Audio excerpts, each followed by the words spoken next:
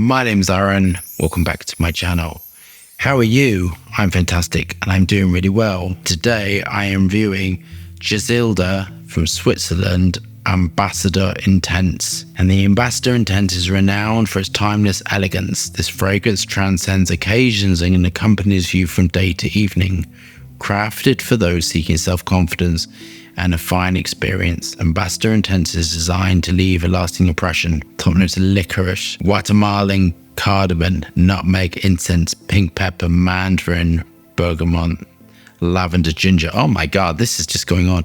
Hot notes, raspberry, caramel, cinnamon, cloves, jasmine, heliotrope, geranium, orchid, freesia. Oh my goodness. Base notes are tonka bean, leather, vanilla, patchouli, amber, oak moss, lavender, cashmere woods, and Haitian vetiver. That sounds like a Roja fragrance. Just put everything in there. Okay, 50 ml is £86. God, this is good value for money. 100 ml is 117. Okay. Do we have our bottles of Gisada? I don't know if I'm pronouncing it right. Ambassador Intense. Are we engaged with the higher self? Let's get testing.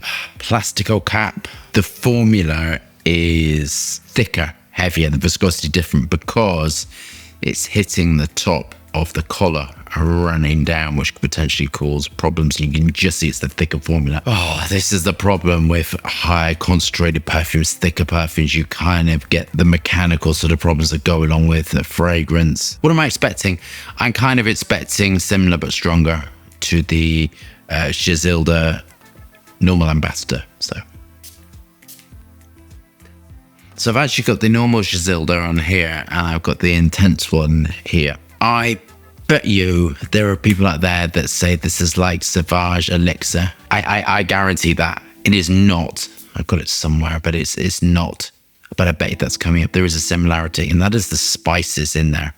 That is the cardamom, sort of the nutmeg, the sort of usual. It's the spicy, heavy. This smells really Middle Eastern to me. You could say this had oud in it. You could push this in a sort of an oud direction. I think this is a blind reach for men who want more of a spicy, heavier, intense. So when you're doing an intense version, you move your formula and the percentages around based upon Isu Super, Hedione. That gives you the filling in sort of the. That's just such an easy way to make a perfume. You get the woody velvet aspect and you get sort of the floral sort of lift to it. And Hedione works on the top to give this sort of beautiful bloom. I don't know whether it's me, and I don't know because I just worked on sort of like Legend and kind of, we were going to do a Legend Intense and I kind of pulled that. I just get so bored of this DNA, you know. It's kind of like maybe because I worked on around these aroma chemicals for 2 years and scaled it up, and then I scaled up the Legend Intense and pulled it because I just couldn't bear the smell, and the thought of filling my factory full of this and smelling it just makes me think, oh God, I just don't know if I could. So dihydromercinol, the must choice is Calaxlite to give that clean, soapy finish. You could have used tetralate in this as well. White floral notes, vanillin, coumarin, ethyl maltol to give a sort of sweetness whipping through the base. Vetiver in this aspect, vetiver, patchouli, citruses, definitely spicy, nutmeggy, clove, oak moss. Leave your comments below if you would love me to release. It's not called Legend Extreme or anything like that, but it's actually made out. We've gone 30 kilograms of it. Doesn't smell like this, but it's in the same sort of vein as this. I'm really curious. If you do, I'll release it, but it's given me this sort of strength, this intensity, this sort of amber. It's in the same ballpark. And I want to say as well, I try not to read these awful fragrance sites. I think they're horrible. Like you always get when a fragrance is released. I don't know who they are, going there and marking every single fragrance 1 out of 5. But I did hear, I don't know if this is true or not, that there are some fragrance companies that do that to competitors, which I think is just awful. I would hate that if that was true. I don't know if that's true. I was told that G is made from a customer. I hope that's not true. That just seems so gross to me.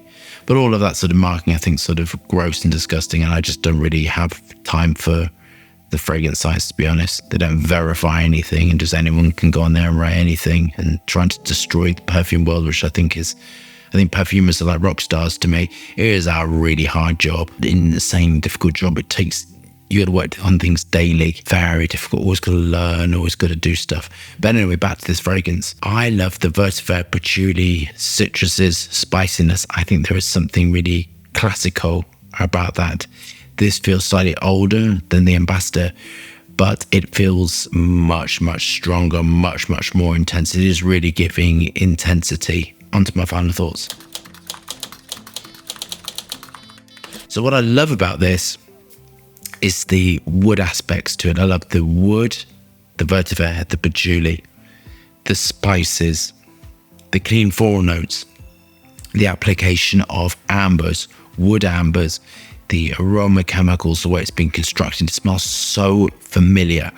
Again, I think this is a blind reach. Again, I did think the Perfumer did an amazing job. I think it's just given me everything that you'd want for a modern man. It smells slightly older, which is fine. And I think that may be I tell you what it is actually.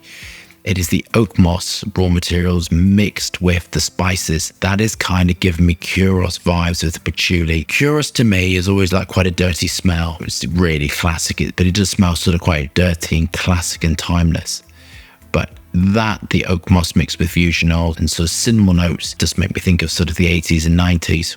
And maybe we need a revival of that. I think this is really well balanced. I think the blending is superb. I think the balancing, all the notes balanced together are really superb. But I'm going to give it a 9 out of 10. I think the price is so good of this. I hate the plastic cap. I'd love to see the plastic cap change. I think it's just really great for the money, actually. I think it's great for the money. I think it's given me everything I want. I wouldn't change it at all. I think it's great for what it is. And I think a 9 out of 10 is like perfecto. So we love that review. Thumbs up and subscribe on fascinating, interesting content.